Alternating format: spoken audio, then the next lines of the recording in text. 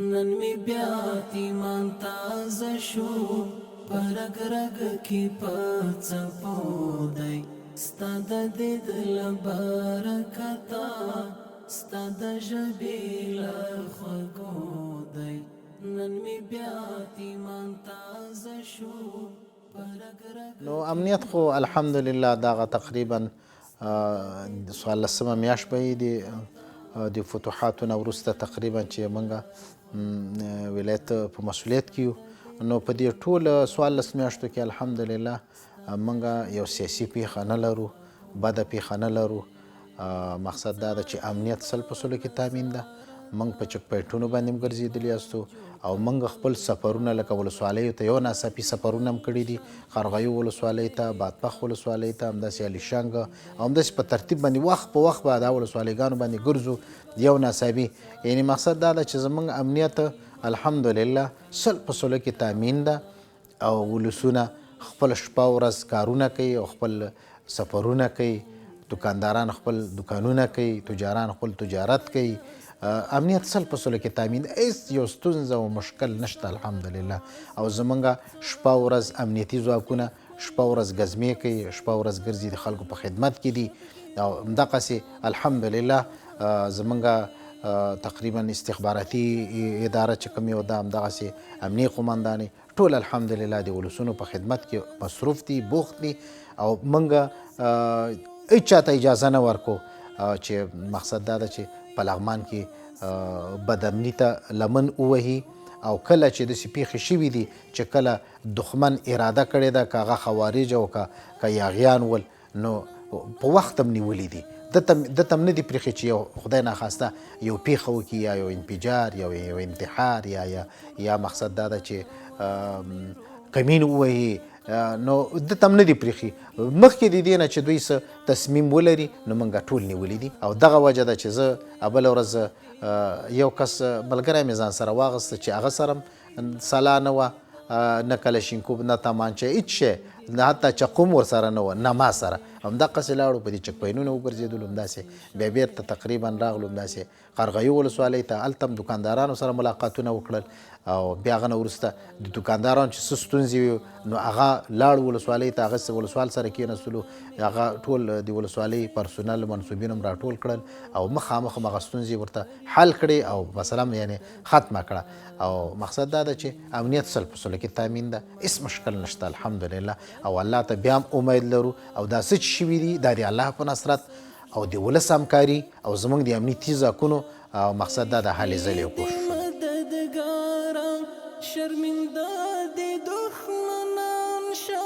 په لغمان کې په ټول افغانستان کې یوه خښته که شخصي څوک ږدي او که دولتي نو زما روح خوشحالیږي زه ډېر خوشحالیږم زه دا ولایت مقام نه بله ورځ کته راتللم نو هلته شخصي کور چا جوړو قسم مې د په خدای یعنی که زما خپل کور وای دومره به خوشحاله شوی نه وم خو چې شخصي یو چا خپل کور جوړو یو منزل یې جوړ کړو دویم منزل باندې کار روانو نو زه ورته دومره خوشحالیږم آبادۍ ته نو همدقسې اوس زموږ ولسوالیګانې په هغه تېرو جنګونو کې ټولې تخریب شوي وې نو اوس خوشبختانه موږ هم خوشحاله یو په دې باندې چې د مرکز نه هیئت راغی اول کې هیئتي وکړه بررسي وکړه او اوس عملا په کار یې پیل وکړه موږ د وزارت داخلې نه ډېره مننه کوو او د مشرتابه نه ډېره مننه کوو چې زموږ لغمان ته یې توجه وکړه او دا ولسوالۍ بمبار شوي دي ګډې وډې دي بعضې بیخي هېڅ دفترونه نه لري نو چې کار شروع شو نو مقصد دا ده چې موږ هم خوشحاله شلو او ولسونه هم خوشحاله ولسونو اعتماد دم پیدا شو چې ګوره دا خلکه دا ولسوالیګانې هم جوړوي او دولتداري خپله په ښه توګه باندې مخکې بیایي نو دا خو د خوشحالۍ او چې یو خښت هم څوک ږدي نو زه په خوشحالیږم زه خپله زما خپل دریځ او د ټولو افغانانو دا طبیعت ده چې که خارج کې دي که داخل کې دي او هر چېرته چې دي که څومره هغه یي نو په دې باندې ډېر خوشحالیږي چې افغانستان آباد شي او زموږ خو بیخي د چا خبره خوشحالي ډېره زیاتېږي چې عمراني کارونه وشي او دا ولسوالیګانې او دا وطن آباد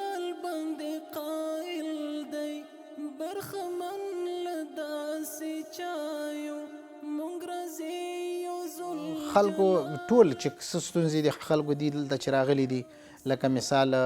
د چا استنادي دیوالونه په کار وي نو هغه هم عمل شوي دي عملا کار روان ده چا کانالونه په کار وي، کانالونه هغه شوي په دې سیلابونو کې عملا په ټولو کانالونو باندې کار شروع ده او همدقسې د چا مکاتبو ته ضرورت وي هغه باندې که چا څاګانو ته یعنې چې څه مشکل د خلکو دلته موږ ته راوړی ده نو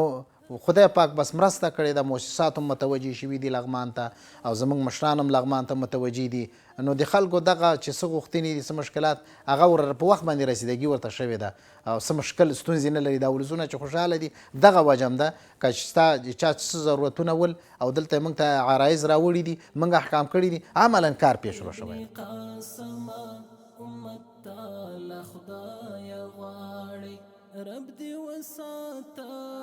په دې باندې زه سخت خفه کېږم او ډېر وخت اوس هم تقریبا په دغه شي خفه کېږم چې وطن سره څوک خیانت کوي، خپل مسؤلیت نه پیژني، مسؤلیت سره خیانت کوي. مقصد دا د ولس سره خیانت کوي، نظام سره خیانت کوي. په دې سخت خفه کېږم ځکه په دې باندې زه همیش الحمدلله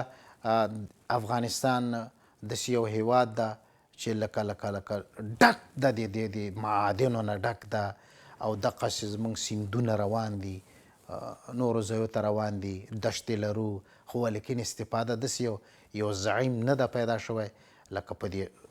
څو سوو کلونو کې چې دا سیندونه مهار کي، بندونه جوړ کي، دښتې آبادې کي، معدنونه فعال کي. زه په دې سخت خفه کېږم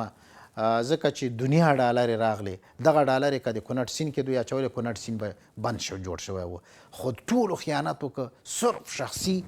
شخصي ګټو ته چې څوک وفاداري ډېر مې بدې راځي او دا یو ملي خیانت ده. په ده ډېر خفه کېږم.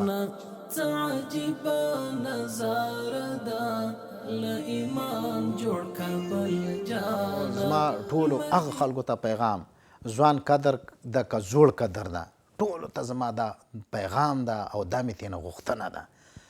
او مقصد دا ده چې که هلته څومره دوی په غټو عهدو باندې وګمارل شي په پردیو وطنونو کې او څومره پیسې پیدا کړي په پردیو وطنونو کې نو مقصد دا ده چې بیا هم پردي وطن کې سړی ذلیله وي، سړی خوار وي، سړی بې عزت وي. عزت د ټولو خلکو خپل په وطن کې خوندي ده. نو مقصد دا د زما ټولو نه دا مطالبه ده چې ټول راشي خپل وطن ته او چې څومره یې په وس پوره وي که هغه قوي غټ ډاکټران وي رای دي چې د افغانستان د افغانانو خدمت دې وکړي او که څوک ډېر مالداره خلک وي رای دي چې دا خدمت څومره پیسې ګټلې وي دغلته د وطن کې راشي. امنیت 100% کې تامین ده او مقصد دا ده چې او دلته دا وطن کې خپل پیسې کاروبار روان کړي چې غریبان هم ترېنه استفاده وکړي او دلته به مې د عزت هم خوندي وي. نو مقصد دا ده چې ټوله نه مې دا مطالبه ده او دا وطن په دوی حق لري. دوی د دغه وطن نه تغذیه شوي دي، غټ شوي دي، تقریبا تحصیلونه یې کړي دي، ډاکټران شوي دي، انجینران شوي دي، پروفیسران شوي دي. نو دا دغه د دې وطن په پیسو باندې دی روزل شوي دي. نو دوی باندې وطن حق لري. لکه دوی دا اصطلاح وطن وایي مور ده. مور حق لري چې کله سړی ځوان شي پیسې پیدا کړي نو د مور خدمت به کوي په شریعت کې هم د دنیا په اصول کې. نو زما دا مطالبه ده چې راځئ خپل د مور خدمت وکړئ، مور چاته مه پرېږدئ او مقصد دا ده چې دا ګټه نه کوي او چې هلته تاسې څومره دنیا ولرئ خو عزت به هملته نه عزت هم په افغانستان کې ده او چې دوی ټول راشي خبرې